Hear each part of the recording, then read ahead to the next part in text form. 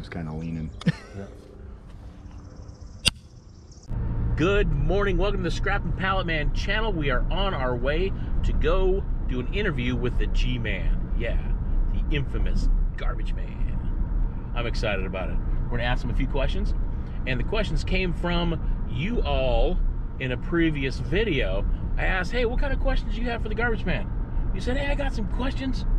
I said, all right, I got some questions too. My interview. What's up, Snaky Wake? What up? Hear him rattling? Let's get set up here. This is where we play volleyball out here. This is my volleyball court. All right. Are you ready? I am ready. Are you? What's the first question? Dude, I'm excited. So, you know, before I want to start, is that the majority of the questions weren't even questions. They wanted me to tell you thank you for doing your job during this pandemic that we're having. That you're still going to everybody's house, picking up all the stuff that they don't want. So thanks for that, man. No problem. That's what we're getting paid for. Yeah, well, that's the job we chose. You know, you guys could choose not to do that, but you're actually doing it when a lot of us are staying home, you know, and staying away from this virus. So thank you for doing that, Mark. Yeah, appreciate it. Wait, where's your cut thing? Oops. Yeah. Yeah. Stop. Hold on. We got Slash here. Oops. All right. All right. So the first question that I have here is from Wendell Head. He says, G-Man question. Do you ever find something that required you to call the police, or what's the most frightening thing that you have ever found? Oh, there's a frightening things is I know the one thing, I opened up a garbage can. The lid was on the can. Okay. You opened up the can and there was a live possum in the can. That gave me a heart attack.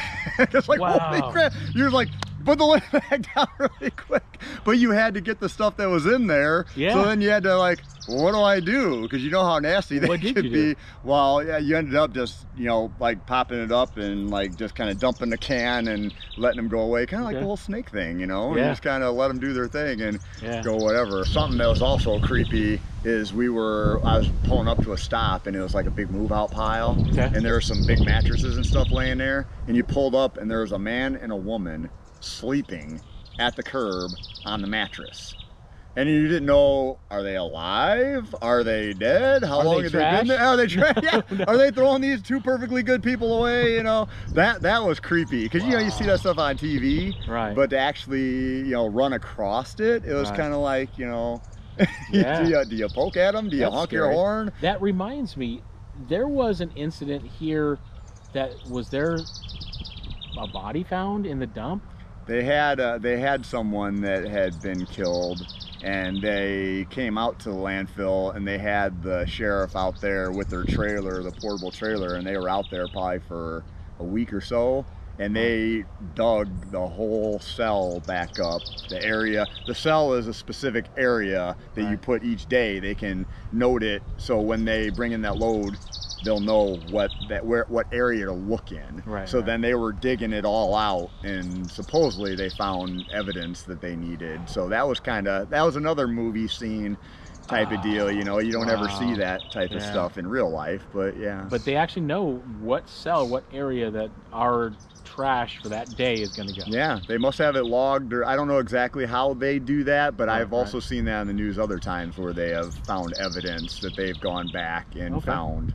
For having to call the police, I know a lot of people were asking about that, is I found a couple wallets and then you're kind of worried because you don't know if the wallet was involved in a crime, if someone got robbed and they took all their stuff and they got fingerprints on it. So it's like, do you touch it? Do you not touch it? So it's like, you know, you make sure you leave your gloves on. You know, one time I took one to the police station, but the first time I was nervous, so I just called the cops and I just left it there. Right. And they came and showed up and picked it up or whatever. But then once I knew you could use your gloves, and I just took it to the police station. Okay. The one time I was driving down a street in DeKalb, and this toddler was walking with just a diaper, no shoes, no socks, no nothing, and it was pretty cold outside. And there was nobody around. I mean, there was not even houses in that area. Right. He was just walking down the sidewalk. So I went. Just going down the road. Yeah, on the sidewalk. He was on the sidewalk, so at least he was practicing safety. All right. You know. So, but I swear he had been like 2 years old or something. Yeah. So I pulled up with my truck and I grabbed him and I put him in the truck. I had the heater going for him. Called the police and came. The police had gotten there at the same time the dad was walking down the sidewalk frantically looking for him. But there was no houses within a block or two of where we were at. Wow. So that was kind of crazy. And then I had another toddler where I went to someone's house because I had to do a delivery. Yeah. And I wanted to make sure that they were getting the right thing that they delivered. So the front door was open, just the screen was there, and I knocked on the door, and the toddler was there, and no one answered. Knocked, rang the doorbell, no one answered. And so I was getting kind of worried because this little kid's all by himself, just sitting there, and I saw a purse that was open, just sitting right there. And so that made me freak out because I know something happened to the mom as she's lying in the back room, because I was on the fire department at that time. Right. So I'm thinking, well, do I need to go in there and help this person or something? Sure. And so the kid actually let me in. That's what was the scary part. He let me in, and I saw the purse laying there. Right. And then I was really freaked out because this little kid, he let me in like he knew who I was. Yeah, yeah. And there was nobody there. It was just him. What happened? So then the police found the lady went to the neighbor's house. She was there for like a half hour, and the little kid was just by himself, just sitting there. I mean, he let me in. He just went and jumped on the couch and was just watching his videos. Yeah, now you're his And I'm friend. just in the house.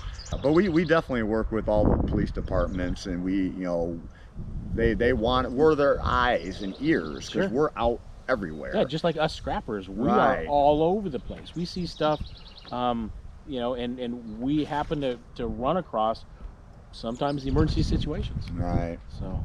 Yeah, I've run across one lady. She was in a retirement area, and that's what worked out nice when I was on the fire department, working in a retirement area, because there's a lot of people that have problems that they need help with. A lot of people that fall. So I pulled up to a lady's house. Her name was Ruth, and she was in the garage, and she was walking around where her husband had left a bunch of stuff, big something, laying in the garage by where she was walking. And as she would walk around, she tripped on it and she fell. Okay. And she actually dislocated her shoulder. She couldn't get up. Okay. And she ended up leaning up against her car. Her car was running. Her head was by the exhaust. No. And I was at the end. I was at the end of the driveway, and I saw the whole thing. Right. So then of course, I walked up there and turned the car off so she wasn't breathing the carbon dioxide. And she told me her husband was in the house. I said, you want me to go get him? She's like, yeah, this is his name. So I went in there, I knocked on the door, I opened, I was yelling his name. He was down in the basement. I'm like, hey, your wife wanted me to get you, she's okay, but she fell and stuff. So I'd already called the ambulance, and it was funny because, you're supposed to just, it seems like forever. When you call, it seems like forever when you have an emergency, even if it's only a couple minutes. Yeah. So each second feels like a minute. So we were sitting there, and I was just singing old Frankie Valli songs to her. It was awesome because we were just killing time and just trying to forget about all that stuff. And so awesome, then by the fire department came, and I was goofing around with her. I'm like, well, here you go. You got a bunch of hot firemen to come take care of you. I said, you're in good shape now. And she was all excited, and they wrote me a nice thank you letter and stuff. And it was really cool. But that was the nice thing that kind of ties it all in with me being on the fire department and also being on the street. Is I had the training that if I did run across a situation like that, you could jump, calm, collected. Yeah. So. Wow, thanks for doing that, man, for this lady. Ruth, right? Yeah, her name was Ruth, yeah. Wow. Helping people, I love to help people. Yeah. There's nothing better than that. Yeah. You can't get a better feeling than helping people, There's so many times that I've needed help, and I've got my help. So, you pass it on, like they say now, pay it forward. Yeah. It's the right thing to do, and it just makes you feel great, Well, yeah, when I was looking through your video, and when you were asking people what kind of questions they had, and I was scrolling through and I saw someone had asked, what drew me to the job. Right. Well, when I lived in your neighborhood. The money. Yeah. Well, no, not at all. I lived in your neighborhood though, which is where one street from where I live. Yeah, and that's where our actual shop is. Well, when I was a kid, none of that was gated in. and they had all the dumpsters there, and that was on my way to and from school. Okay. So I used to, on the way home, I used to go climb on the dumpsters. When I'd get there, I'd walk along the edge, I'd look in and see what kind of cool stuff was in there. No way. And I'd found You were dumpster diving as a teenager? Yeah. You were probably younger than a teenager. Yeah, so I found some speaker covers, you know, that just went on. I thought that was so super cool. You were scavenging. Yeah, so I had them forever, but what we used to do all the time is, you know, there was a bunch of fluorescent bulbs in there, and Star Wars was the thing when I was a kid. Yeah. So we'd take the fluorescent bulbs, and then we would do the lightsaber. No gloves, no glasses, no brains, and we would do that, and then we'd hit them together, and they'd boom, and that was the coolest thing. And so that, you know, I don't know if that kind of drew me in a little bit, but the way I actually got the job is I was working as a warehouse manager, and I kept bugging the garbage guy every time when he'd come to our shop. When are you going to get me a job there? When are you going to get me a job there? I knew I wanted to have a family, have kids, you know, live the dream, have the house. Live the dream out in the beautiful countryside. Yes. And so I knew I wanted to do that. I knew I didn't want to have to work on the weekends. And so I was working 2 jobs. My wife was working 2 jobs. We were just getting ready to get married. And I was working 14 hours a day, 3 hours of sleep. At the warehouse. Well, I did that. I worked at one job and then loading and unloading trucks early in the morning, and then I went to the warehouse job. And I wasn't getting any sleep. I was so tired. I wasn't making a lot of money. I'm like, I was just killing myself. And so then my wife was trying to get a job for her dad, because he worked in a factory all his life, and he was just getting wore out, and he wanted another job. So she was trying to find a job for him. And a guy that worked for the city, her best friend's dad worked for the city, and he said, hey, there's a job making 13 something an hour, you know, no weekends, this and that. So he was reading it to my wife over the phone. Right. And I'm like, hey, what about me? That sounds pretty good. So that's when I kept asking the garbage guy, when I'm gonna get a job there, when I'm gonna get a job there.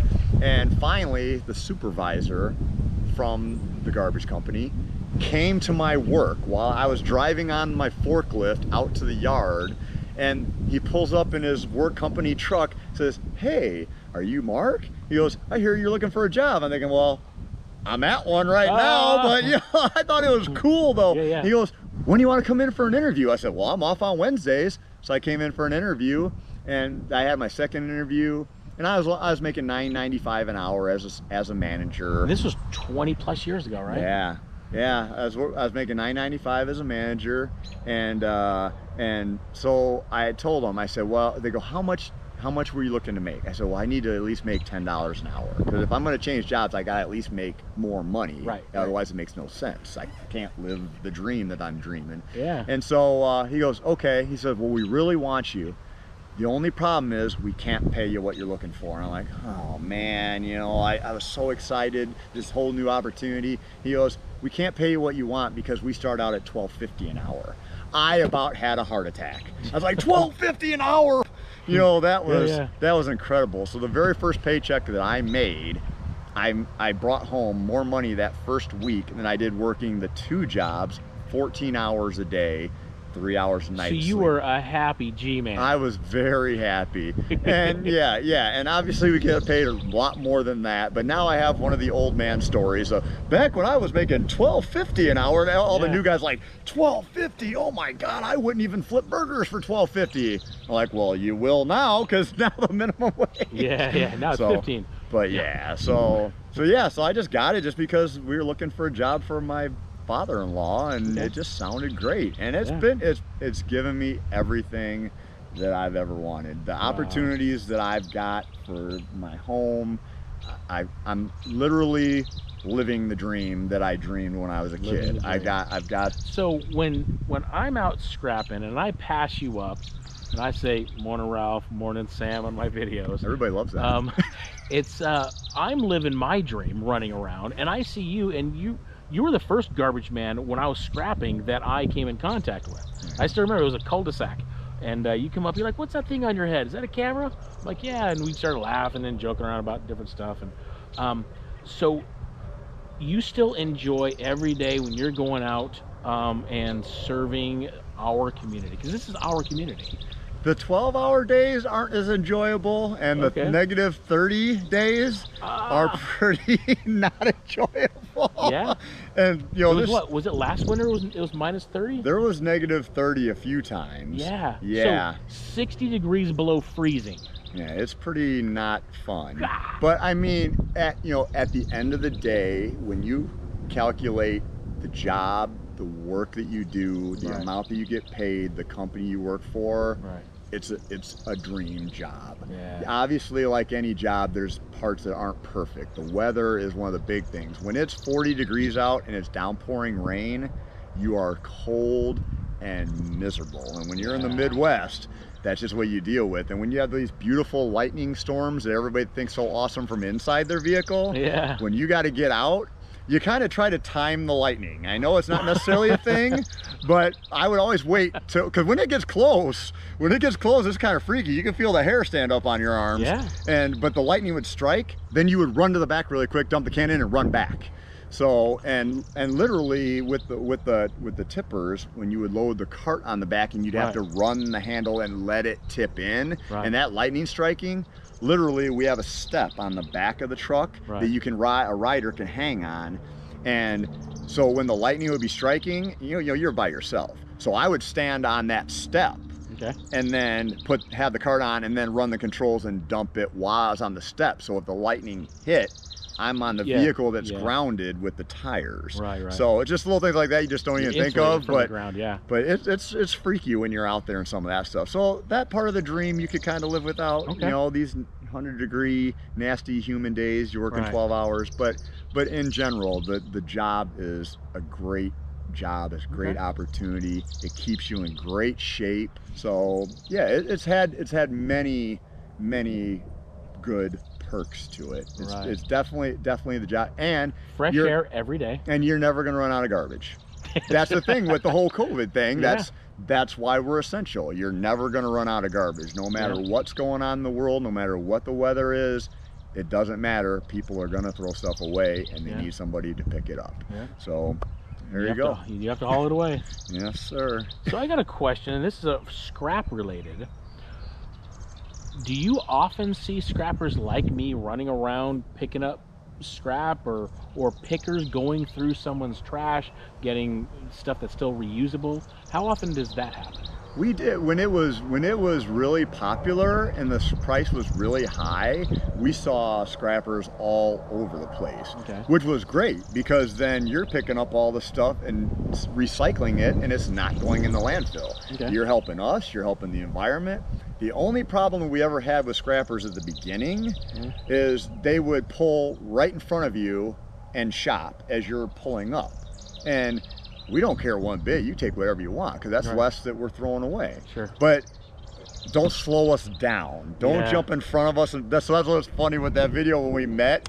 And you jumped in front of me, but I was doing yard waste, so it didn't matter.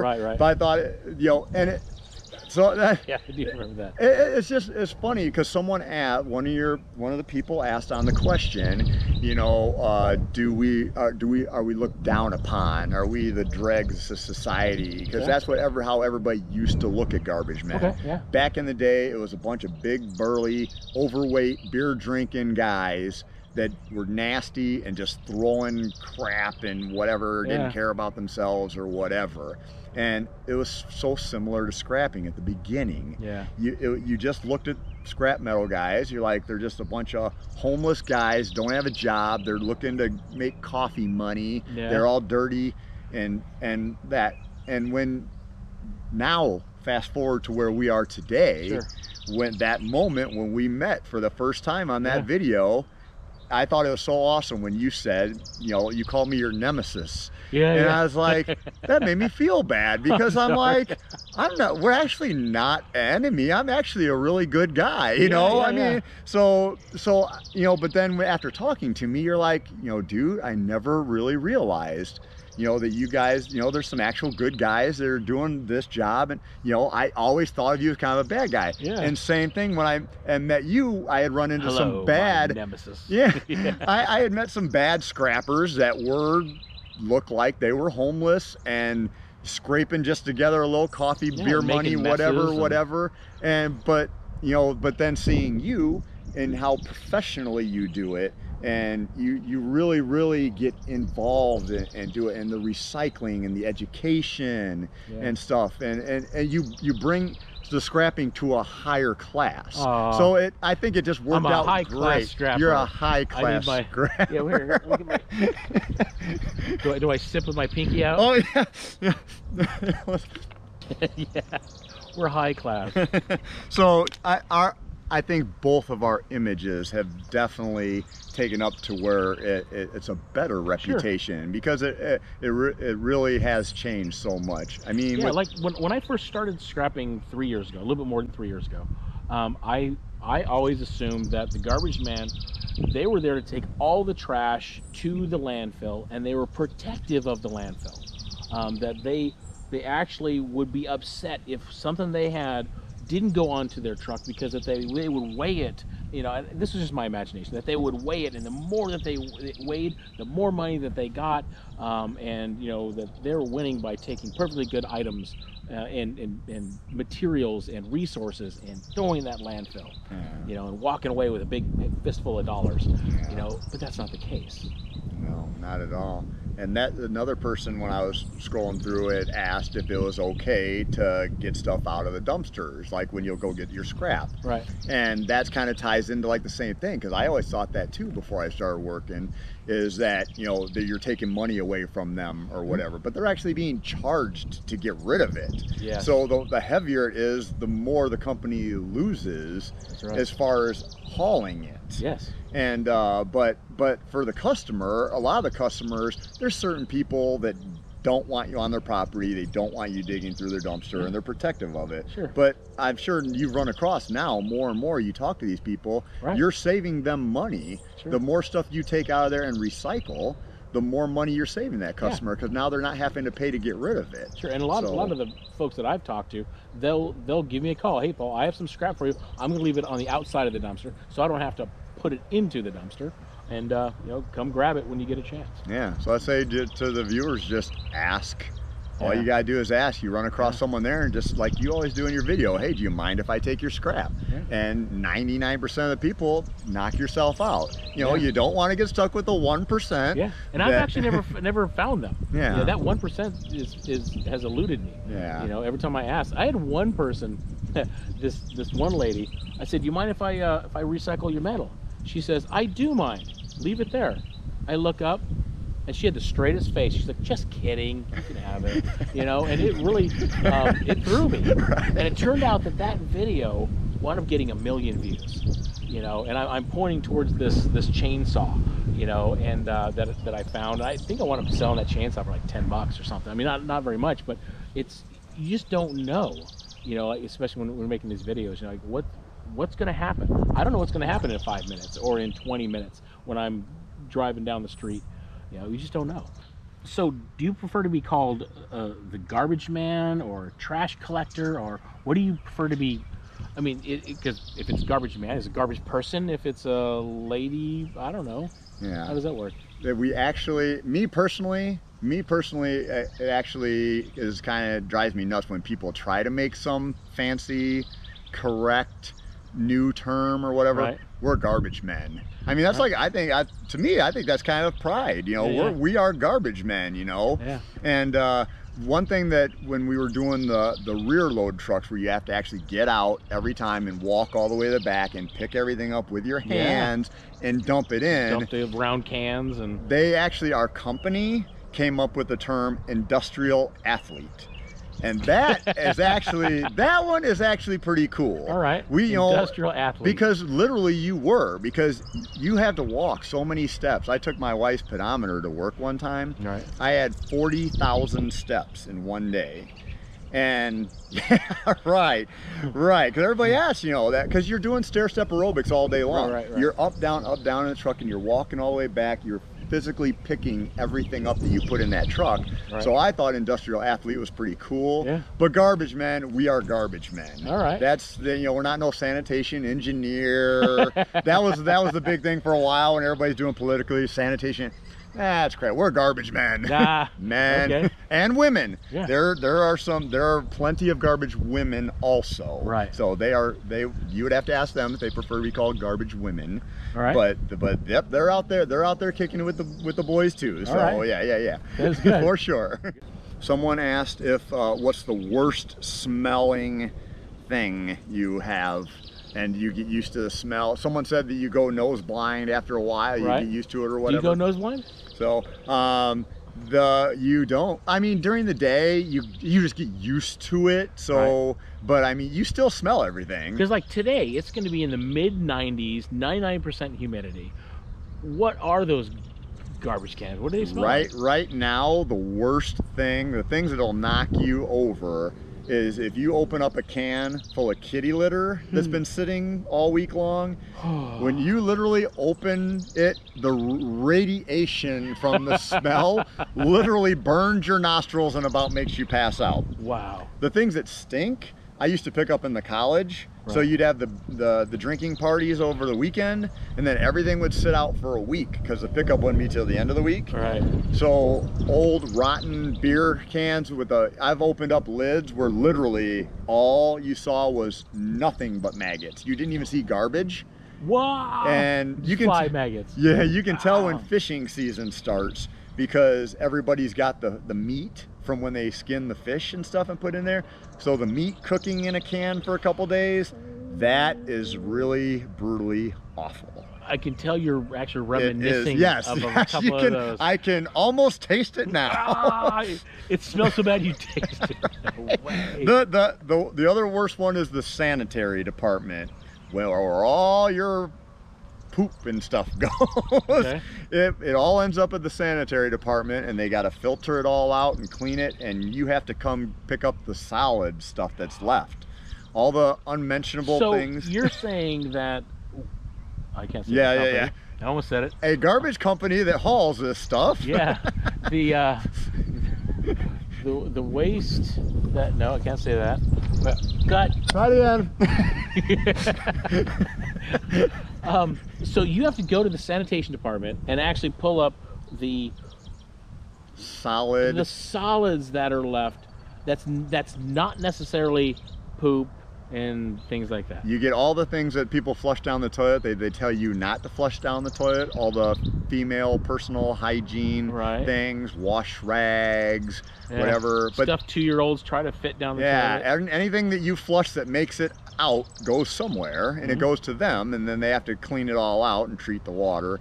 But they end up putting it in big metal containers, and it's very, very, very, very, very heavy. It'd always take like 3 or 4 guys to roll it to the truck. And you always had to make sure you didn't have your fingers in the bar when you go to put it up to the truck, because that'd be the last time you see your fingers. So it was very dangerous, right? And they'd open it up and it would stink, and it'd have a bunch of snails in there, like that had been eating on it and stuff, and you just see all these nasty balls, like big balls of toilet paper. Right. And you learned after the first time doing it, when you would dump one of the containers and you would run the blade to cycle it up into the truck. All right. Once you would get one up in the blade, up in the body, you go to run the blade again, and it would let it drop down because it's loose, wet stuff. You learned not to stand behind the truck when you run the blade. Was there ever splash? You better believe it. That's like a tidal wave. I gotta go.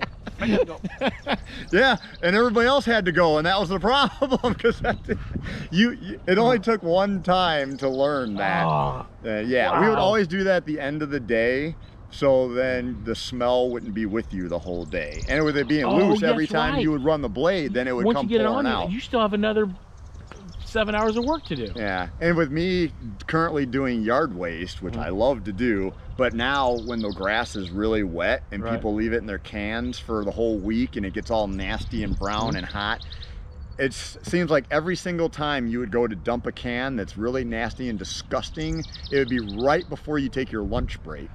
And it would pour on you. I can't count how many times I went to Wendy's where the can right before that spilled all over me and I stunk. So let me see if I got this straight. You're talking about grass clippings and leaves and whatever put into a round garbage can, 55-gallon garbage. I don't know what they are. 32 gallons. 32 gallons is our size limit. Okay, so the 32 size limit, and sometimes it'll rain in there. Sometimes it'll just the moisture of that for a week.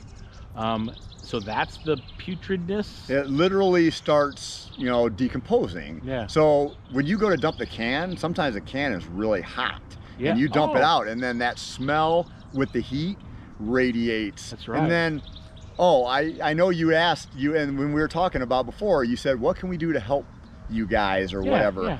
I don't know where the people came up with the idea, but for yard waste, a lot of people drill holes in the bottom of their can so the water comes out and it's not heavier for us. Don't ever do that. A lot of people do that. Okay, yeah. And I have no idea where it came from, but all it does is the water doesn't come out until we dump it. So then when you dump it, it just pours all over us, and then we use all kinds of nice words that you don't use on TV. Okay. But yeah, so that actually does not, for some reason, well, yeah, because it does not help it us. actually pulls. It would pull moisture into the can. And the people leave the lids on the cans to help us, so the water doesn't get in the can. That doesn't help either. Okay. That when you leave the lid on the can, it makes the condensation, everything in there is so wet and hot, then it actually all sinks down, compresses. It makes it harder to get out. You open the can, it stinks really bad, the fumes all come out. You try to dump it, and it gets so compact in there, it's a lot harder to get it out. Okay. And so what would help us if people have the lid on it while it's sitting at their house and it's torrential downpour, but once it's at the curb, the lid should be out, open, and you know, we can identify what's in the can. It should have a nice big X on the side. You know, we want to service the customer. That's for the yard waste. For the yard waste. We want to service the customer. We want to pick up what they have. But a lot of people will leave cans for me that just have the lid on it. It's not labeled any way, shape, or form, and it's just sitting out there. So it just looks like a garbage can. So you'll get a good song on the radio or something. You'll just drive right by it and not even see it. So, you know, it makes it a lot easier for us. If the lid's off, we could see what's in it. Have a really big X with duct tape. There's three routes, three garbage trucks. There's the trash truck, there's the recycle, and then there's yard waste. And those are all treated differently with your company? Correct. Okay. Yes, with every company, they're all treated differently. That's what a lot of people ask us, is they don't really believe that everything goes to a different place. All three items go to a different place. For recycling, we have our own recycling center at our shop, a transfer station. So when we collect all the recycling, we dump it there, we load it in our trailers, and then we send it to the sorting center, and it actually all gets sorted. The yard waste, a lot of people always heard the rumor that we dump it in the landfill. Well, I tell them it's a yes and no to that question, because for us, we dump it at the landfill, but it's a different part of the landfill, and it doesn't go into the landfill. What we do is you drive past the landfill in the back, we dump it all there, which I have pictures and videos because people wouldn't believe me. So I bring it on my route so I could actually show people that we do actually recycle all the yard waste. And when I dump my truck, then the loader loads it into a big tub grinder that right away grinds it all up. And that's why you do not use plastic bags for yard waste. Even when you go to the local store and it sells plastic biodegradable bags for yard waste, no, because it doesn't matter if they biodegrade, they don't make it that far before they cause the problem. The first thing they do is dump it in that tub grinder, and that plastic gets all wrapped up in that grinder, and it messes it all up. They got to cut it all out. And so even though it could be decomposed at a further date, it doesn't get to that point before it causes the problem. So absolutely no plastic bags, regardless of what the store says. And but they grind it all up, and then they put it in rows, and then they got this thing with teeth on it, you know, on the bottom, and it goes across these rows every once in a while, and it stirs it all up. and it keeps stirring it all up, and they check with a big like meat thermometer to get the right temperature. And once it gets to the right temperature, then they put it in another big squirrel cage looking thing that spins it around, and it gets all the fine dirt particles fall out from the cage and goes into the finished product, which is topsoil, which we sell. And it's good fertile topsoil. And then the rest of the garbage and stuff that sifts through the cage, that all goes in another pile. That's what they pick up with the loaders, and they dump that into the landfill. So the grass and leaves and all that stuff literally turns into topsoil that you sell? Literally. We turn it into topsoil and you sell it. I did not know this. Yes, that's how it is recycled. Okay. So yes. So and then you know, we would use the other stuff. We would just have to dump that stuff, and it naturally biodegrades in the landfill. But that's where the misconception comes in, because that's the yes and no part. Some of it does end up there, but the final product, our ultimate goal is to recycle it as topsoil, and that's what it does. So there's 3, boom, boom, boom, and there's all 3 trucks. And it's funny because with me being the yard waste guy, one of the perks is a lot of times I beat all the other guys through, and so my job is to wake everybody up. The people that didn't put their stuff out the night before, always put your stuff out the night before, people. Never ever put your stuff out on garbage day. Always the night before. Scrappers like that too. Yes, it's good for everybody. But I've had so many people chase me in their nightgowns because they think I'm the garbage guy, and they missed me, which is kind of fun. You know, it adds a little. You know, but bunny slippers. So all 3 trash trucks, or all 3 trucks, how many times do you have to go and dump in a day? And it depends. For yard waste, usually we dump once. Usually we can get the whole load once. Okay, so like in my town, there's 3 garbage days, and so you can do 1/3 of a town in 1 truck. You can work an entire, if you work an 8-hour day, a typical 8-hour day, just an average, you can usually get it on in 1 load, maybe a little bit more. The most you would usually do for our 8-hour, 10-hour days would be 2 loads. What about a trash truck? The trash truck, yeah, you can get 2 or 3 loads, depending on, like with the pandemic and everything, everybody's home. So everybody's cleaning their garage.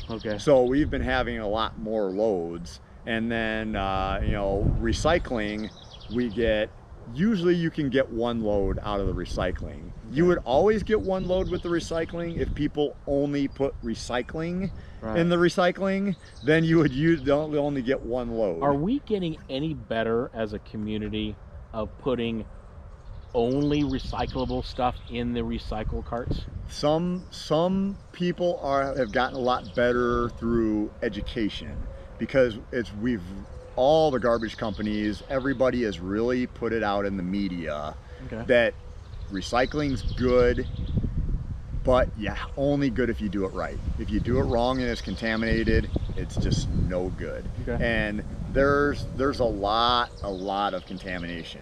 We were working with some of the cities, and we were putting out flyers to re-educate everybody on what goes in, because there's misconceptions and everything else. Just a real quick 20 seconds, what is stuff that people think is recyclable that's not? The worst stuff that we get, the worst contamination, most prevalent, Walmart bags. Or not the plastic bags. Plastic bags. Plastic shopping bags. Any plastic shopping bags. That's one of the worst contaminations. They are recyclable, but you have to take them to places like Walmart or Jewel to have them recycled, because it's recycled in a different manner than what the collection is. It's like from the sorting, it causes problems with the sorting. That's the same thing, where that stuff gets stuck in the machines, and there's just so much of it because everybody thinks it's recycling. It's just not the kind of recycling that's picked up at curbside. It's a totally different type. Styrofoam is the worst as far as taking up room in your truck, taking up room in your bin, because it has a little recycle logo on there. That does not get recycled. They used to do that. They tried doing it, but the problem is the recycle, it was so big and bulky, and it weighed nothing. Right. So if you filled an entire truck full of styrofoam, it's not even worth the gas to haul it to recycle it. Right. So then they just did away. There might be places that do it, right, but curbside wise, in our community, it just didn't work out. But since it has the recycle logo on there, everybody puts it in there. Now, some people have put steel and aluminum poles and things like that in the recycle bin, and oftentimes I'll come by and I'll see a big piece of steel pole in a recycling bin. I'll pull it out, throw it in the back of my truck, because I believe that you guys don't recycle steel and aluminum. That's not like an aluminum can or a steel cat food can or something like that. So what do those, tell me about steel and aluminum in recycle bins. A lot of people think that all scrap metal, since it is recyclable, that they should put it in their can, and you taking it out does everybody a favor because you're recycling it the right way.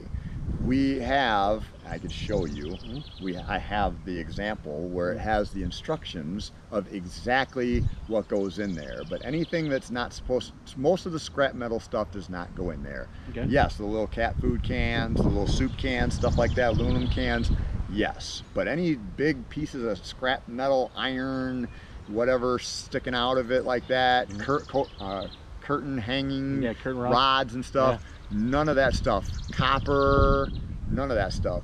People will give you oil because they figure, well, oil is recyclable. Well, yeah, it is, but not through the residential pickup. There's specific recycling. So, okay. All right, we're gonna go look at how to recycle, if we can recycle scrap steel or not. Gotta cover the logo. Oh yeah, gotta cover the logos. Okay. All right. Logos covered. So, the question is always, what is actually recycling and what is garbage? The only things that go in the cans, is just what's labeled right here. The biggest thing that people throw in here that does not go in here are the plastic bags. So the very first thing in nice red lettering, do not bag. Do not bag. The bags are icky bad. Please take them to your local grocery store to be properly recycled. So newspapers, magazines, direct mail, glass bottles and jars, aluminum cans and metal cans, and cardboard, and cardboard and plastic bottles and jars. Yes. Yeah. No furnace filters. No furnace filters. No used diapers. no electronics. All right. So please leave a space between all of your cans. Ideally it would be 3 foot, but not every situation will allow for that. So at least if we get 6 inches or so, because the trucks that pick these up have the claw on there. So the claw has to open up, come to the can and grab it, dump it, and then open up again. So it needs the room for the claw to open between the cans to properly service the can. So that's why we asked to have the separation between the cans and vehicles so we can properly use the claw to safely, quickly, and effectively service you and get to your neighbor's house. Yeah. The one person asked, what was the most expensive thing that you found? Actually, recently I was driving down the road and there was a big old iPhone laying there, like right where you would drive. And I almost ran over, but it almost kind of looked like a play phone because it had one of them glittery cases or whatever. So I thought maybe it was a little kid's thing. I looked and it was a nice new phone. And so I looked around, there's nobody around. So I pick it up because I didn't want anybody to run it over. Sure. It doesn't do any good to just set it on the curb or whatever because someone else is going to take it and it's going to be gone. At least if I know I have it, I can turn it in at the end of the day, take it to the police or whatever. I figure sooner or later someone's going to call looking for it. So I just put it in my truck and I just drove around and then I got a phone call saying so-and-so's mom. And I'm like, hi, this is my name and where I work. Yes, I was hoping you were going to call, Mom. I found this phone and I was wanting to know how I can get it back to you. Yeah. You know, and so then she gave me her address, and then I brought it back and dropped it off. So she was all excited. It's her teenage daughters, and she's going to school, and she got in the car and it fell out and it was laying right there on the road. Yeah. So that was the totally mashable. That was the most expensive thing, for sure. And then someone asked me, like, you know, the scariest thing that's ever happened. I don't know if it's so much scariest thing that's ever happened, but one of the things that came to my mind is I had a truck fire. I was doing the yard waste. You had a truck fire? Yeah. Wow. I was doing the yard waste, and someone had put, you know, a lot of people burn their bonfire stuff, and they always try to give us the ashes because they figure, well, you know, it goes with it. We do not take ashes. Okay. Yeah, they don't look like they're gonna catch on fire, but they do. Right. So don't put ashes in with the yard waste, the garbage, whatever. Right. So someone had paper bags, little small paper grocery bags full of their little bonfire stuff. And I'm like, okay, it's in a paper bag. It's been sitting there all day. If it was hot, it would have caught the paper bag on fire, right? You would think. Right. So I'm like, okay, it's fine. So I threw it in. Well, I got going down the road, and it was in a different town. Right. So I'm going 55. The wind's blowing through the truck, stirred the ashes up. Yeah, lots of oxygen. I went to my parents' house, and I was sitting there, had my socks, shoes and socks all kicked off and stuff, and knock on the door, and it was the fire department. Well, at that time, I was working on a fire department. Yeah. So they knock on the door. They're like, is that your truck out there? Like, yeah. They're like, well, it's on fire. I'm like, so I come running out, and there was smoke just pouring out of it. And, you know, at that time, I'd been for the company for like 12 years or something. Okay. And I'd been on the fire department for 3 or 4 years or something. Well, I'm used to showing up as a fireman with the truck to put out whatever's there, and the stuff doesn't belong to me. Yeah. So, but when it belongs to you, and you know that the truck's like $200-some thousand, at first I was calm, cool, collective. I'm like, I'm a fireman. I know what to do. You go, you open it up, you spray it out, and call it a day. They already had the hoses hooked up to the hydrant and the whole 9 yards ready to go.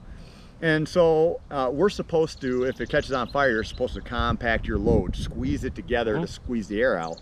That's what we're trained to do. Right. Well, since they were already there, locked, loaded, ready to go, I asked him, I said, well, do you want me to compact it or just dump it out? He said, just dump it out. So you dumped out your load all right onto the street? Yep. But what you have to make sure, since it was yard waste, it's okay.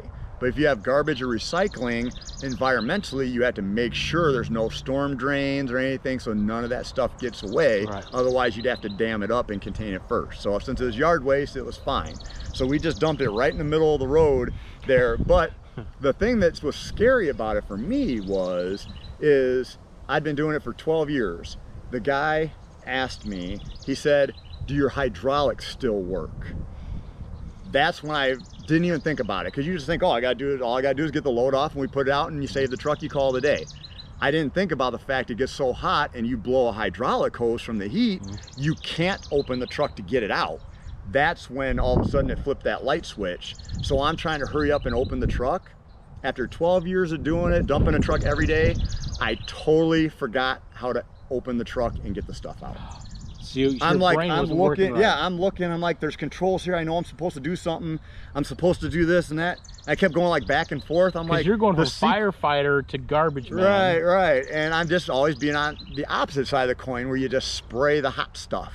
Yeah. You know, but once he said that hydraulic thing, it totally changed my mindset, because I'm thinking, well, now what if I can't get that off? We lose this truck, and I know the truck's $200,000 truck. Yeah. So that was the only time I panicked. You would think after all that time that you would. So how did it all turn out? It turned out, it was great, because they had it on the news. Well, it wasn't great. Sorry, there's no such thing as a great thing as a truck fire. Yeah. But as far as the outcome was great, because the truck was totally saved. Yeah. You know, now another really heavy thing I've had, where I've had to use the winch cable, was like cast iron tub. Right. You learned you could hook the hook like where the drain is. When they take that out, you hook the hook on that, and then you could. So you would put a cast iron tub into a trash truck? An entire tub, not broken down or anything. Wow. And those things are very heavy. Yeah, I moved, I don't know, half a dozen of them. Yeah. So you would learn these little tricks when you're working by yourself. Yeah. You know, your job was to get it in the truck and not get hurt. So you had to come up with a way, because a lot of times you're out in the middle of nowhere and you're by yourself. Yeah. You leave it, then you look like a wimp, and then they want to know why you didn't take it. You get a complaint. Yeah. So yeah, but it was kind of a fun part of the job. You had to think your way through how to accomplish that goal. Okay. And then pianos, oh my gosh, I think that's cast iron too, I believe, when There's they would take it apart. Yeah, that whole thing that holds all the strings or wires or whatever, that would be a big cast iron plate. Those would be really heavy. So have you ever put a piano in the back of a trash truck by yourself? The pieces, yes. Right. We've had organs where you wrap the whole thing, like electric organs, and pulled it in, but actual pianos, which are a lot heavier, they would actually cut them up. But that big cast iron plate would be, that big, so you would still have to winch that in. So that doesn't hurt the truck having something that's cast iron being mashed in with people's house trash? No, you learn how to run the truck the right way, because with the blade, if you crush it the wrong way, you could snap the blade where it would function. Like with the bearings and stuff like that, because it's got a swing. The pivot points would break. So you would have to you'd have to run the blade to where it comes over, not it's through. Pushing it. Yeah, it just kind of, it grabs it like a claw, comes down, and it pulls it up like that. Okay. So you just learn you have to get on the back side of it and pull it up in. And once it gets up in there, then it kind of smashes in, and it stays together up in there. Right. And it stays up. So yeah. And the other really hard thing, like, we always hated the college move-outs. Yeah. Because I did the college area. Yeah. So the move-ins and the move-outs, people would go on vacation that week, because you would literally, every house you would pull up to. So garbage men are actually bolting during that time. We had a guy that would always take his vacation that week, because literally you would load your entire truck in like a couple hours, because you would get out and the garbage would be from the front bumper of your truck to the back bumper of your truck, from the curb all the way to the sidewalk. Wow. And you would literally, it'd annoy you, because you get the drunk, hungover college guy coming out as you're sitting there loading his full curb of stuff. They would take a full bag of garbage, not tied, just open, and they would toss it from the front door to the curb, and then just walk back, and then just walk back in the house. And you'd be there for 20 minutes loading that all in by hand. So that reminds me of a question that was asked. Do you get to know the people in particular houses that they throw away particular things or they're problematic?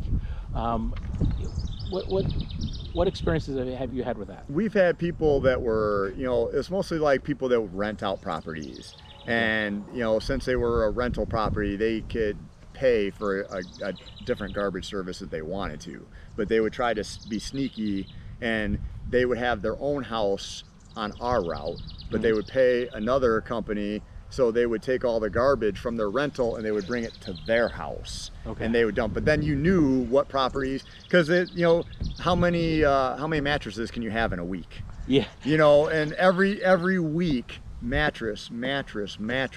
I run across a person that owned a mattress store, and every week they had like 4 mattresses, used mattresses, every week at their house. So then finally we figured it out that this is it was a company, and they were just dumping it for free, and they were taking advantage. Right. A lot of people think, with how we were talking before, how it was big, burly, stupid people throwing stuff in the trash. Right. A lot of the garbage guys we're a lot smarter than you think we are. I didn't choose the job because I was stupid. I chose the job because it was a smart career choice. Yeah. You were always going to have your garbage. I liked the physicalness. I liked the outdoors. I chose to be a garbage man. It didn't choose me because I had no other option. Right. And there are some guys that, gals, whatever, that might not be the smartest garbage people. But in general, they're not a bunch of dumb ding-dongs running around just throwing stuff in the truck. We can figure out when people are doing stuff that they're not supposed to do. And, sometimes you pay attention, sometimes you don't pay attention. So, is there at times where people will disguise hazardous waste and just try to put it in the center of their regular residential trash? Yeah, and that's oil and gasoline and just you know, stupid things like that? Yeah, that's very easy, because when you go to grab a can and it weighs 200 pounds and you can't hardly move it, it's full of paint. Pretty much. Not to give away the secret or anything. Yeah. But I mean, there's a proper way to dispose it. You can actually take it, if you open the lids, dry paint you can take. Yeah. It's wet. Not hazardous. Yeah, the wet is the problem. And when you get it in your truck and you paint the whole truck and the whole neighborhood, that's the problem. Dripping paint driving down the road. Right. So if you open the can and you pour like half of it out and fill it with kitty litter or oil dry, and then that way it either helps dry or just makes it a thick, solid consistency where it's not the liquid. You know, otherwise if it's just dry. But when people throw away the gallons, they're just completely full and they're soaking wet, and you can tell right away, because you go to move the can, you can't even move it. You know there's stuff in there that's not supposed to be in there. Or a recycle container. A normal recycle container doesn't weigh 100 pounds of recycling, unless it's all newspapers. Sometimes you get a stack of newspapers, but if you go to grab a recycle cart and it weighs 100 pounds, you know there's stuff in there that's not supposed to be in there. Right, So, there, you know, the thing is now, with all the computers and all the technology in the garbage trucks, I always joke around and say you pretty much have to have a master's degree now to be a garbage man, because you got the computer with all the different accounts, you got the names, numbers, you got to click on there. You know, if you pick up extra stuff, you have to click on it. If you leave stuff, you have to click why. If you broke down, you have to put on there why you have to document your entire route. Some routes, depending on what's going on. You know, and it's got the GPS that follows you. You got a video camera that stares you in the face all day long, recording. You've got you got all kinds of electronics and all kinds of stuff in there. GPS. So there's someone that can tell if you've been stopped at a place for 15 minutes versus you stopping at a place for 1 minute at a time. Absolutely. They can follow you live all day long if they wanted to just sit. And it's good and bad. Everybody, you know, at first all the guys were mad about it. Big Brother, you know, everybody's watching you and stuff like that. And but at the end of the day, like when you run a route, like if you're going on vacation and someone else doesn't know how to run the route, they can actually pull up the map and it shows where you went. And they can actually put timestamp. They can click on a certain spot and it'll tell you what time you were there. Right. And so the other person will know. Like if it's a country route out in the middle of nowhere, you have no idea where you're going. You get to a T intersection, do I go 2 miles that way or 5 miles that way for this next house? You can just look at the paper and it'll show you. So I mean, you could say it's bad because they're watching you constantly, but the technology is helpful. You know, ultimately it's helpful. Have you ever forgotten a road or a street in a neighborhood? To go down, you mean? Or to pick up the trash? I mean, I use an app, Map My Ride app, so I can look at the map and see where I've been. And I don't know, how do you know your route? You just have it completely memorized? Do you you end up I mean, like me, I was from the town that I was in, so I knew a lot of the roads anyway. But usually for me personally, it would usually take me 2 to 3 weeks to get it memorized, get the route down, because I would bring the map home, I would study it and think of how you would run it. And you just picture it. Kind of like a sport. You're getting prepared for it. Exactly. And the easiest way that I've always found to do it, if you don't know a route and you're going on it for the first time, is you run the far outside perimeter first. Get your border done. Then you just loop the entire inside back. That way you working your way back in, and you know where you've set your border. I mean, and you'll set it up in sections. You know, so you'll just do like your neighborhood. You'll just do the outside, and then you'll just loop. Because you have to go down every street twice, because you have a right side and a left side. Because now you do. Way back in the day, before they realized it was unsafe and stupid, you were crossing the street, you were driving down the wrong side of the street, you were going against the flow of traffic, all kinds of crazy stupid stuff that it's no longer acceptable, because it's like, why did we always do that for all these years? So yes, you have to go down each street. But legally, you have to anyway. You know, you can't drive your truck down the wrong way on the wrong side of the road. You're so used to seeing all the delivery vehicles do that all day long. Well, and I do it at times, because I'll see something on the left side. Do I drive and do a U-turn, or do I just real quick put on my hazard lights and grab something? And if you get hit, then you're completely liable, because now you're going against the flow of traffic. So you just don't think about that stuff because you assume that that's never going to happen. But it does happen, and it happens a lot, especially now with all the technology. Everybody's staring at their phones. I can't count how many times I've been at the back of my truck, and you always watch behind you, and you'll see someone coming up behind you with their head just down. They're not even looking, and then all of a sudden they'll just look up and slam on the brakes. But I mean, you definitely there's a lot of collisions because of the technology. But so you go up a street, and then you somehow turn around, or you do a route where you'll go the opposite direction on that exact same street to be able to pick up from both sides. And back in the day, we used to go up and down every street right away. That way, A, you knew you got it, and B, it was just the easiest thing to do. You run one side, you turn around, run the other, and then you're done.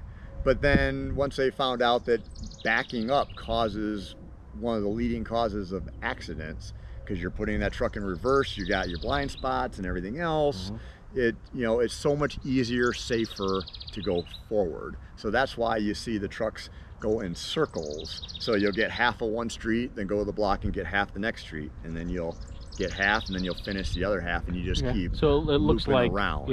So when you see the garbage guy go on your street twice, and you think he's not nuts, because why, he just drove by a second ago? Because sometimes you have to loop around again, because some areas aren't set up to where you can just do clean circles.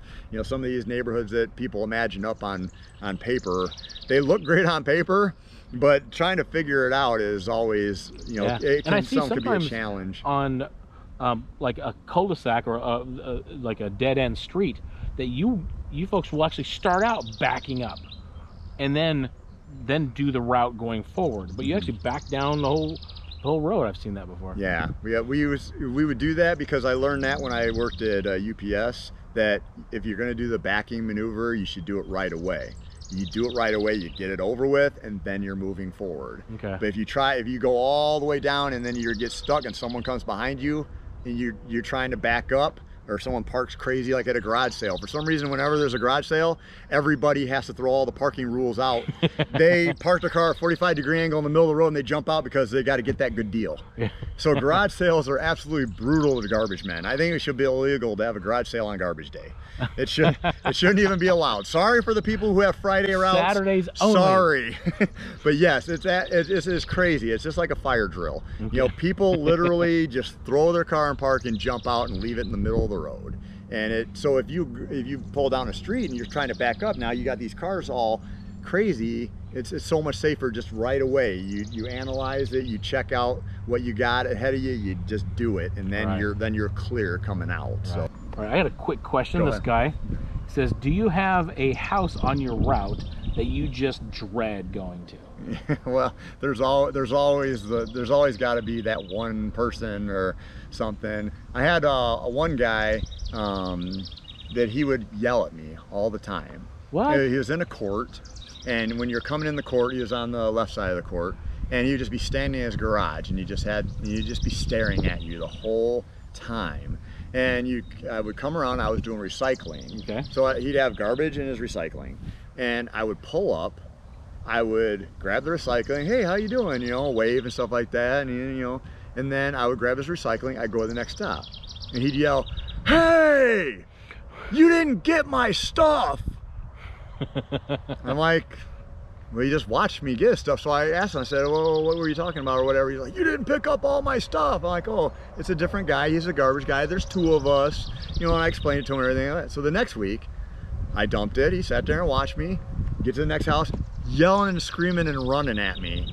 And I'm like, I was so confused, and he would do that every week. And after a while, you just got, frustrated, because people are just yelling at you, and I'd explain it to him every time. Well, I found out that he had like the Alzheimer's or the dementia, and I didn't realize it. And so, then you understand, but still, every day he would yell at you because he was mad that you weren't picking his stuff up, and I would just try to explain it. So, I mean, it was a hard position to be in. So sometimes that we might have some customers that we might dread, but there is a backstory. Yes, and you don't know that until you actually get to know the customers. You know, at first you just know you're getting yelled at by someone. So obviously your reaction is you don't like it. You know, no one wants to get yelled at, especially if you're doing what you're supposed to be doing. But you know, once you got to know the person, it still sucked. I mean, you saw the person waiting for you. You knew you were going to get yelled at. Right. And you know, it's a little frustrating. But you have certain people that would always give you drinks of water. Yeah. They'd always make you cookies. They'd always give you hot chocolate. So you had people that you were excited to have on your route all the time. They always knew your name. They always said, "Hey, how you doing?" And so how does that work? If someone wants to give the garbage man a gift, let's say it's a holiday, or let's say it's during a pandemic, they just want to say thank you. How best can they give their gratitude? Let's say they want to give you something physical, like a card, or even a gift card or something like that. How would that work? So a lot of the people would ask that, and you know, for me, a lot of times I would just say, well, I'm fine. You know, I said what we ask for the most is just say thank you.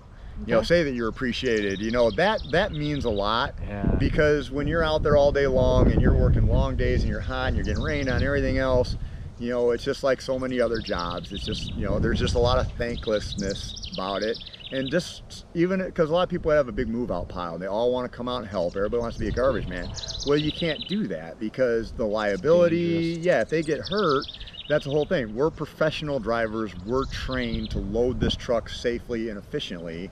So if it's something that we need help with, we have the resources. We can call another person, or if it's something that's too heavy or whatever, it's just stuff that we just wouldn't take. Yeah, I remember a couple of years ago, I was going to help you load something. You're like, nope, can't do that. And I mean, the rule of thumb is you try to keep people 10 feet away from your truck. So no one should really come closer than the sidewalk. If you're closer than the sidewalk, then it's not really that safe. But so people would feel bad. They're like, oh, let me give you some money or whatever. I said, you know, a lot of times I say, you know, that's, you know, I'm fine. I'll do it, no big deal. If you just want to smile and say, great job, I appreciate it, that's worth it right there. It's valuable. But like at Christmas time and stuff like that, absolutely, obviously, you know, you get cards and stuff like that. What most people do is they tape it to the lid of their can. And if you want to make it idiot proof for us guys, if you they put a bow on there so it stands out, and you tape it on there. Don't ever put anything inside the can. Because sometimes your grabber, you're not going to see what's in the can. Yeah, you don't see them anymore, because now they all have the claws and they grab them, they just dump it really quick and they go. And you got to go boom, boom, boom, boom, boom. It's all about fast, fast, fast. You're not going to see anything inside the can. So people will put it in there to try to hide it. Right. So that's the only bad part about having it outside the can, is you can't have people that will go around and steal it because they know. So obviously the safest way is to physically hand it to the person, say, you know, Merry Christmas, you're doing a great job, whatever. Obviously that's the easiest way to know that it got to where it needs to be. But I've also had people mail it to our shop.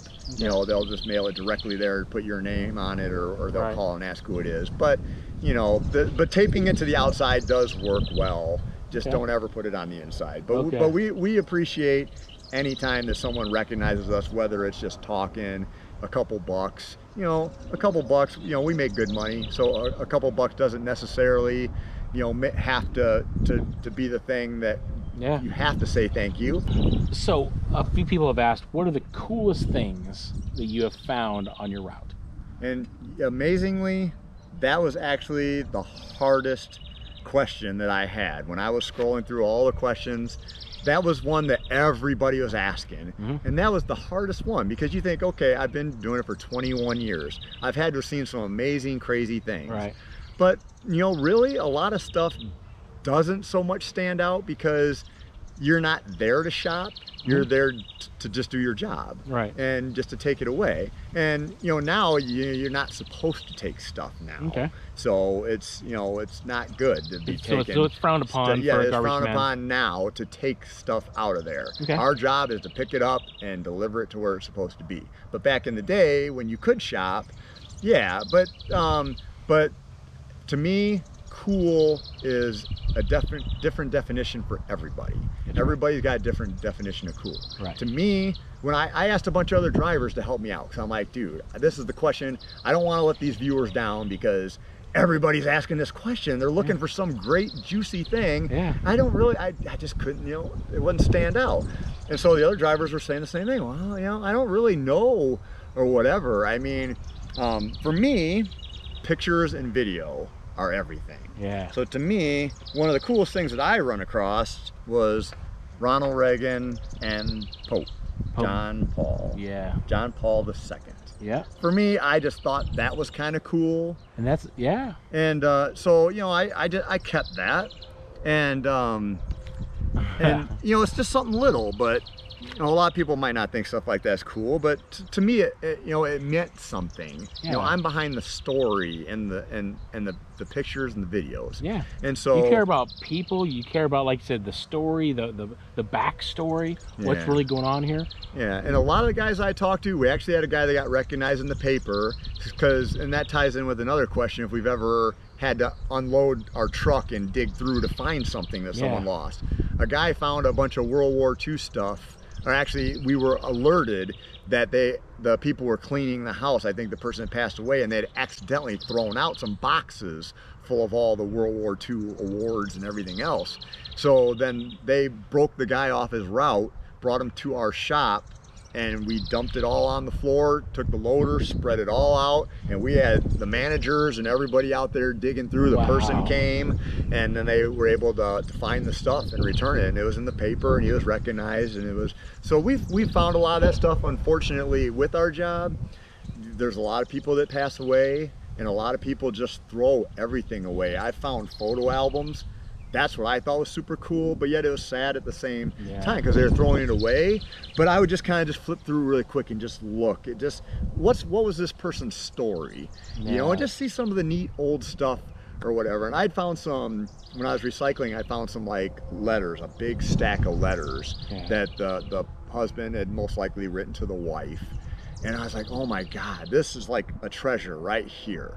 To me, that was like the coolest thing. Yeah. But I wanted so bad to open it up, read them, look at it, see if I could find someone, take it to a museum, have it somewhere where this is something important. This was history. Yeah. People don't write like that anymore. So, but you had the moral dilemma. This is someone's personal, private stuff. You want it to be saved, you want it to be preserved, you're dying to see what's in there. What did they talk about? But yet at the same time, it was someone's personal, private. And there was a choice for them to discard this and it not to be. Yeah, and it's just because most likely someone passed away. So it could have just been a grandchild that just didn't care about history or whatever. So from that point of view, I wanted to make sure it got delivered somewhere where it got what it deserved, not just recycled. But yet, morally, it wasn't yours. It wasn't meant for you. So I kept that in my truck the whole day, and I kept looking at it. I kept wanting to just look one little thing. What did they say? But at the end of the day, I just had to morally say it wasn't meant for me. I let it go to be recycled. I really felt bad about it. I'm like, oh, it would have been so cool to have it in a museum or something. But it was just, I just had to make that decision, and it just felt to be right. That, because a lot of times I believe that there's some divine intervention, that box being put there for recycling was actually meant to give you a moment. To give you a moment, even perhaps for us to have this on video right now, that the stuff that we do write to our loved ones, or that it does have value, but sometimes it's meant for it to have this story for thousands of people to hear just this story, to know that, people do matter. Yeah, and that's what I like about a lot of the stuff. I've seen it on TV, and I have a gentleman that where I play softball. He's an umpire, and he was a Vietnam veteran. And they actually interviewed him in New York and wanted his story. And I saw it on TV, like one of the Dateline type things or something, where they had a booth put up where veterans could just go in there and just tell their story. Because most people think, no one cares about their story. But everybody has a story. You know, maybe people don't want people to know their story, but a lot of people just keep it in because they don't think you want to know their story. And there's so much valuable information that people have to share, and they don't have an outlet to do it. And those stories matter. Right, they do matter, and it's just finding the person that cares is the thing. So when people throw this stuff away, it just might be that one person that just doesn't care, but there's a lot of people out there that do. So when I was talking to him and he was telling his story, he said that they had it on, a documentary, and they were doing it. He got to tell a story. So like with my grandma, she was in World War II, right? And her family was actually literally running from Hitler and everything and trying to stay alive. She actually lived it. And so, I wanted to get her life story. So I took my video camera before she had passed, and I videotaped, and I said, show me. I got a map. Show me where you were born. Show me where you went. Show me where you were running and hiding, what you had to do. Tell me what it was like. And then she brought out pictures and showed of me and her and my grandpa and everything. And I got the story. Keep going. So now I have that story to tell, and I can do her life justice, because what she had to go through. And she said, I was like, well, I never knew any of this. Why did you never say anything? And she's like, because I just assumed nobody cared. So, so now having that is so nice now that she's gone. Now I can share that story, and then, you tell other people, hey, maybe you should tell somebody, because there are people that care. Don't keep it, if you've got a cool story, don't keep it inside. Find somebody that wants to hear it, because there's people that want to know. Those stories are good for, like, YouTube. And that's part of the reason why I started my YouTube channel, was I wanted to document my day, and my channel wasn't necessarily about anything. I was scrapping and reselling pallets and stuff like that, but I was also documenting my day. So seeing my son at 11 and 12 years old in my videos compared to him being 15 and double the size that he is now, it's just some interesting stories. So I would definitely recommend, if you get a chance, if you could maybe even post some of those, an edited version of your grandmother's story, onto your YouTube channel. And what I did, and it was kind of my idea about keeping stories, but yet it was kind of her idea, is when I was on the fire department, she said you should keep a log, because so then that way people generations from now, whatever, will know what you went through, what you experienced, what your feelings were. So every time I would get a call, as soon as I would come home, I would sit there and write for hours sometimes, and I would write down everything from start to finish while it's fresh in your memory. And then I've got a nice book in my basement that I've got pictures and the whole 9 yards, newspaper clippings and everything, to just show, and it just shows the emotions of what, like, a policeman or a firefighter actually go through. When you see all the post-traumatic stuff and everything like that, very real. You put it on paper, and it helps you get over, what happened, because you're putting it out there. If you keep it in your head, then it just keeps going in your head. If you write it down, you can kind of release, some of that. And, but then later you could revisit it if you want. You can tell the grandkids, this is what happened, this is how I felt. That's even has a spiritual and a recovery aspect to it. Like, I don't know if you know, but I have years of addiction that I had, and I'm 13 years clean and sober from that. But part of that process was doing, the 12 steps of recovery, that in the 4th and 5th step is for me to do a searching and moral inventory of myself. Literally list my morals. Was I moral in this situation? Was I not moral in this? Actually write that stuff down and be able to unpack it. Then that 5th step is for me to share it with someone. Actually fully let it out. Unpack the stuff from being packed away in our heads. So you're spot on. And it really helps. It really helps. Even if you just read it to yourself afterwards, just the fact of physically writing it on the paper downloads some of that information. And also, the way it kind of came up is just from a legal aspect. People would come a year later, because, we're dealing with people that got hurt in car accidents where there's fault and legal stuff involved. And, every single incident you come to is completely different. And every time you're done with an incident, you say, What did I do right? What did I do wrong? What could I have done differently? What could I have done better? Would there have been a different outcome if we would have done this? So when you would write the stuff down, if there was a legal thing later, what was this person wearing? What were they doing? It's all right there. There's no, I think I remember, because you can go through a lot of calls over the years and stuff just blends together. Our memory, we'll look at what I wrote down. It's like, wait, I don't remember it the same way, but you wrote it down as accurate. Right. That's why I would write it down instantly. Yeah. In your routes, have you ran across, like being a garbage man, ran across other emergency situations like that? I've run across, well, the Ruth from Del Webb, what we discussed, but I've run across a lot of fall victims, you know, especially in the wintertime. I've had a lot of people, you know, they're trying to bring their stuff out or get to a doctor's appointment or whatever. And so that was nice with the training too, because then, you know, a lot of people just want to rush right away and grab the person and yank them off the ground. But if they're injured, so you have to be able to assess the situation and be proper with how you treat somebody, because then you could be liable too. But I've definitely helped a lot of people up. I had a couple that actually wrote in the paper because they had just moved to the neighborhood and their husband had just had like quadruple bypass surgery, and their car got stuck in the wintertime in their driveway. I got out, I got the shovel, I shoveled it all out, I helped them push it. Their neighbor was actually trying to push their car out with their own car. When I pulled up, I'm like, I got this, you know, we're good. So I was able to shovel it all out, get a little oil dry down there, get her pushed out.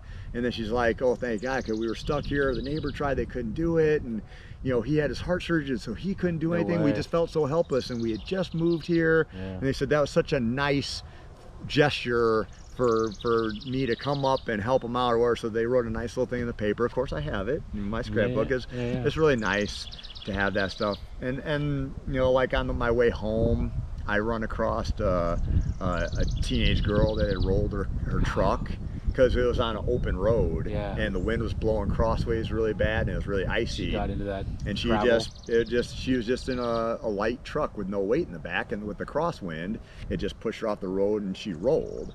But then, you know, right away, the first thing I did, I'm like, well, I get out, you know, I got my blue flashing light on there. I get out, I'm like, okay, I said, I'm a fireman, I belong to this department, because you have to identify yourself.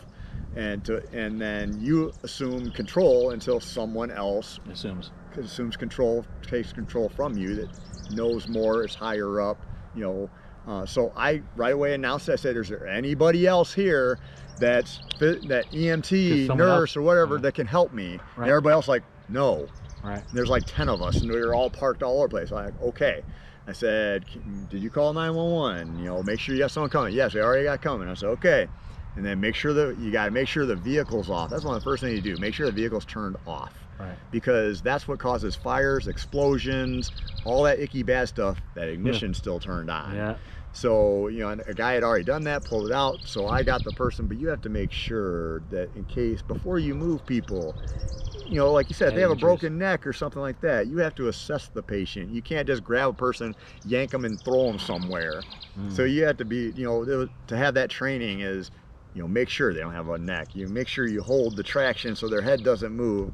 I set her down as the winter time. She didn't have the right clothes on, so I was able to get her in my truck, holding her head to make sure she didn't turn it. Get her set in my truck. So then when everybody else got there, you know, you kill the time, asking the name, questions, how you doing? You know, you got to fill that time, because it seems like it just takes forever sometimes. And then when everybody else showed up, they were able to take command and go. But being in the Coast Guard for a decade, the only thing we did more than our job was training. And that's all we did, was just train. 3 hours a day, forever. You know, and it's just like you in the fire, you know, being a firefighter, you're training a lot, you know. And just like in anything, in an emergency situation, you are going to behave like you trained. Because you're used to that. You know, it's not going to be something completely new. So. And it really does. The light switch does flip instantly, because when you come across an emergency situation, your training just automatically kicks in. You don't usually panic, because you already have thought of this situation. There's always going to be situations that you hadn't trained for, hadn't come across. But in general, when you just pull up you know, you're just not as panicked because you've just seen it. You know what to do, and you just do it. And then afterwards, then you're like, oh my God, yeah, I can't believe what happened, what we did, and this and that. But yeah, I mean, the training is everything. It really does. Once you go through it, it does. It makes a big difference. Kevin was asking, he said, ask the G-Man if they ever found money or something of high value. Yeah, I almost forgot about that too. Yes, that was a good question, because that kind of tied it for me personally. Not great value as far as money, right? But when we started out, and we had the rear loader where it smashed everything. You know, that was always the cool thing. You were smashing stuff, and tied in with the move outs in the college and stuff. You grab a sofa and you would put it in there, and it was like pulling the lever on a slot machine, because you'd run the sofa, and as soon as you start crushing it, you'd hear the coins start dropping, and it was exciting. So you're like, I'm gonna see how much I found in this sofa, you know, and it'd be like 25 cents, 10 cents, you know, sometimes you find a couple bucks. Yeah. But that was always, for us, that was just like one of those just interesting things that just made the job more interesting. It meant nothing to anybody else, but to us, it was just a cool thing to happen during the day. It's like, what's in this couch, you know? And yeah, so that for me, that's money wise. But I did talk to a couple guys that said they'd found some old, like 18 whatever coins, or early 1900s or whatever, that actually did have value. Me personally, I hadn't, but you know, you'll find dollar bills and stuff here and there, or whatever. You know, when people clean out stuff and they throw away a little box of something, and you'll run the blade and you'll see money start falling out. But I mean, you know, nothing that you're going to get rich, but just enough to make an interesting, you know, an interesting situation at least. So so yeah. Right. So on behalf of all the viewers, I just want to say thank you. I can't actually say your name or your company that you work for, but I just want to say thank you for doing this interview. Thank you for helping out our community, and definitely thank you for doing your job during a time where it's a little bit risky for us to be out there. Yeah, well, like I said, that's all we asked, is just a nice thank you. Goes a long way. Words can help, words can heal. And then now, but my flip side as a garbage man, then I can come back to you and say the same thing. Thank you for caring about our environment and the people, and, you know, educating people on, you know, how to properly recycle, and keeping things out of the landfill and getting it repurposed. You know, it's obvious in all your videos that you are very passionate about that, and that's one of the fun things to really watch. You know, when you really you really drive home the actual meaningful things, as well as the playfulness of it. So we're grateful to you for what you do, because not only are you entertaining us in a time like this where you just need some entertainment, but you're educating and you're doing what's right by the environment. So for you, we appreciate you as well. So very, very much most welcome. Great job. All right.